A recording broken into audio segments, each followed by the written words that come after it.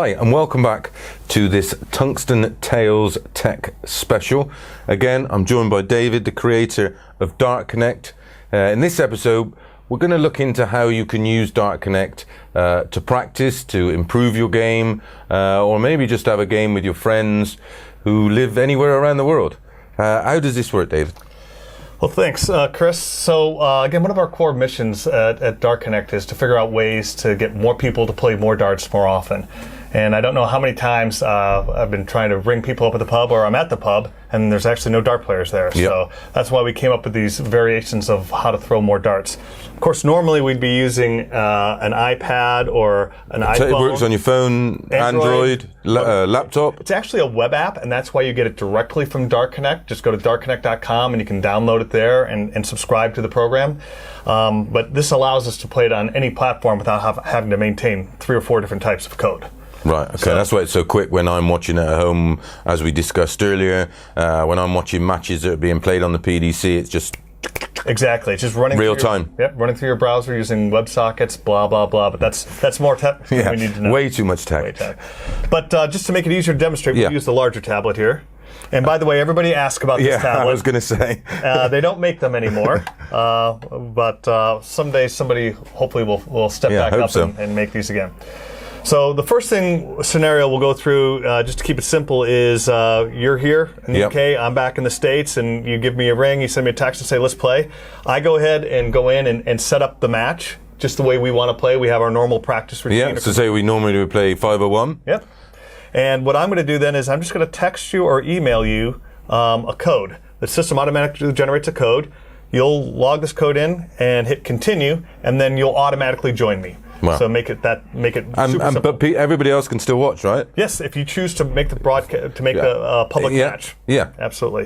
If they want to see the St. Valentine's Day massacre, is that what they want to see? Yes. So everybody used to love seeing me get beat. Don't worry about it. Okay, it's fair enough. So again, we said that we're going to play 501. Yeah, straight in. Right. We haven't added you. We need to do that.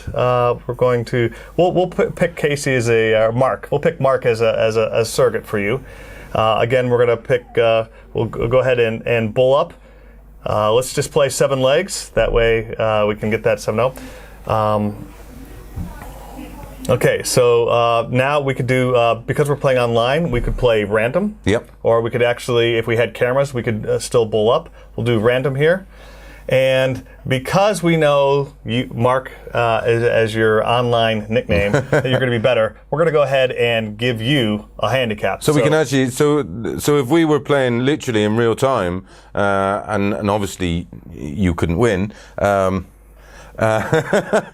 you could actually implement a handicap system now? Absolutely. So in real time? We know from our previous records by looking at the leaderboard, right, that to make it equal and to give me somewhat of a chance, we're going to have to make your score 751. Wow, and we can use the stats, as you said, off of that leaderboard. So say we knew what my running average was, you can calculate that to... Because we know our 3-dart averages. So we know how many points you average per round, right? Perfect. And I know how many I average, so it's a very simple calculation. Yep. And then as I improve and start to get the... I'm drinking you got that around the wrong way, right? Yeah.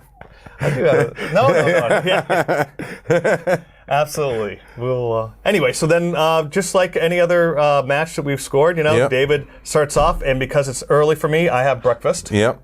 Okay. And because it's late for you, I've already been in the pub a few hours having a practice. You've got your aiming fluid. Yep. All right. So then, that's not looking well, even with the various handicaps in here. So. Then we can just continue, and that's how. Again, even what's the point of us meeting up to play if you're going to smash me every time? Yeah. And this is what I argue with people, because a lot of people handicapping is often associated with the soft tip game. Yes. And the soft tip game is very popular in the States, and everybody automatically assumes that we all play soft tip. Well, I think soft tip was originally very popular because it was a much easier version of the game. Mm-hmm. The trebles were bigger. The whole bullseye counted as 50, so it did encourage people to play. But in this country, believe it or not, darts has always been free. Where in America you'd have to put $1 in. $1 for every leg. $1 for every leg. And yet this is how popular the game was and how much they enjoyed it. They would actually pay for it. and I've been there. I've been in bars in America. There's been a free dartboard there, a steel tip board, and there's been a soft tip board to the right of me. Nobody on that one, and it's free. Yes. Well, fortunately, I reside in New England, as we've discussed in the past, and I think New Englanders are simply too cheap to play soft tip because you cannot find a soft tip machine in New England. It's New England, so they're more associated with the UK. So that's where they get steel tip. In fact, Boston, I didn't see that many soft tip machines at all when I was there. I couldn't even tell you where one is, and I play most weekends, so I have no idea. But the thing is, when you get biased against the idea of handicapping, is if you're always going to smash me, if I'm always stuck on 375 when you're winning, or 200. It's no good for both of us. Right. First of all, you're not under pressure. No.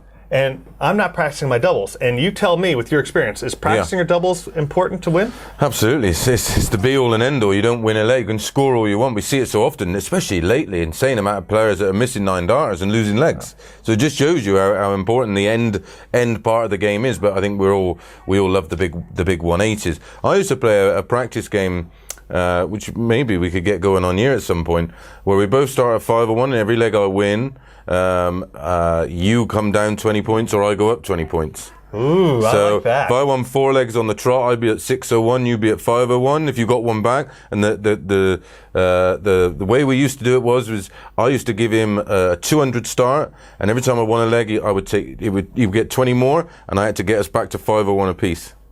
That's one for the notebook. Yeah. I've never heard that. I really like that. It was something I sort of thought about, how we could make it interesting and how we both had goals. His goal was obviously to always stay that bit in front or push forward. My goal was to chase him back, to get him back to 5-01. So every time I won a leg off him, he came back one.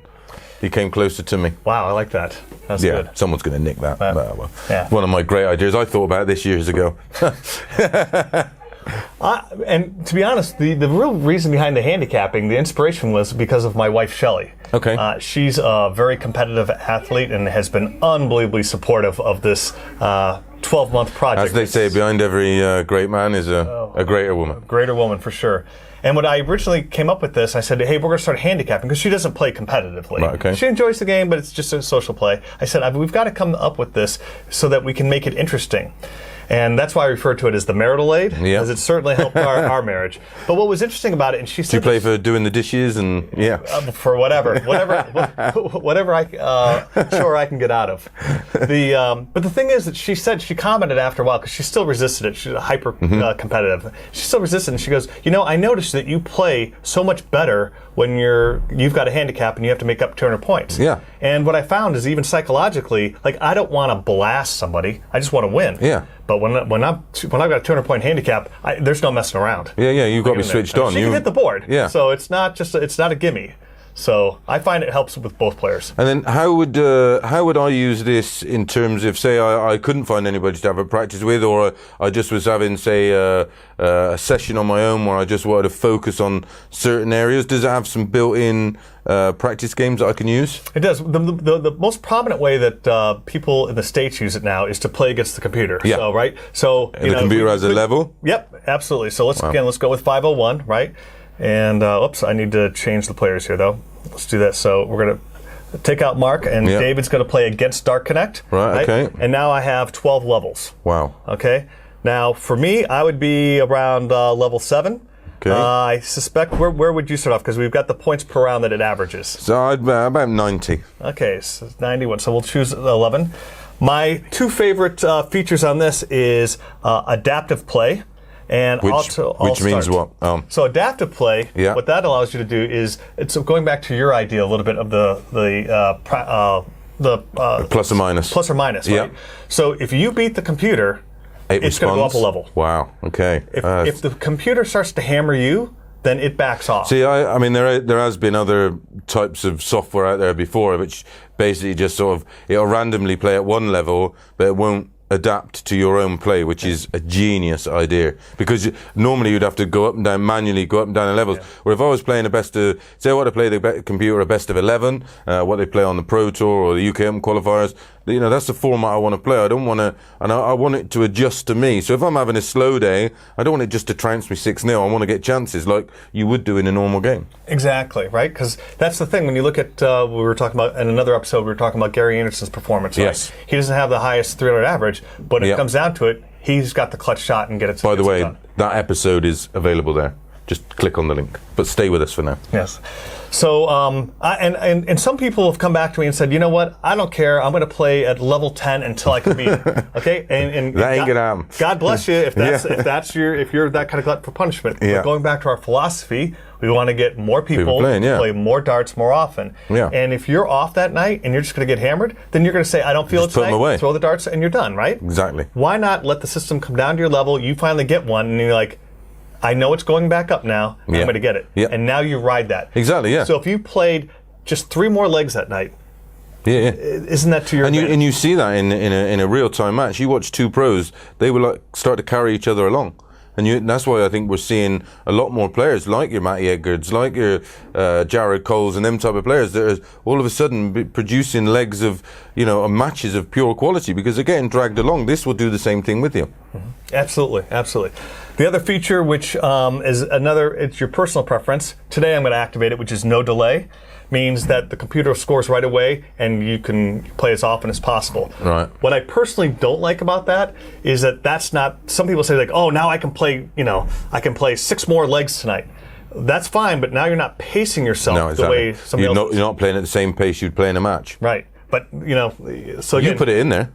Yes, yeah, absolutely.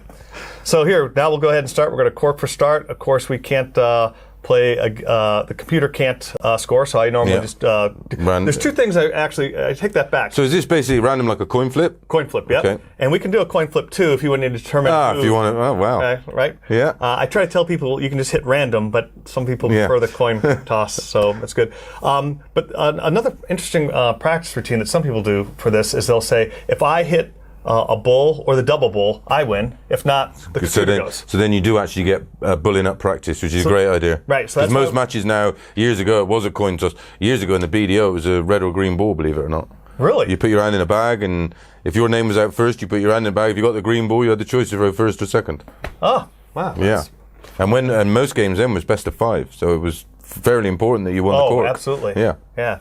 Well, in the States, we call that long format. Right. Because we play best of 3 often. But although that's changing. With the PDC coming across and the success they had last year, we're hearing a lot more interest in the longer format. Yeah. Right? You have to do it, right? And there's, the one thing I will say for best of 3 is you can't wait to warm up. No. Well, the North American used to be played best of 3 from start to finish. Oh, really? Yeah. Oh, yeah, wow. 301, double in, double out.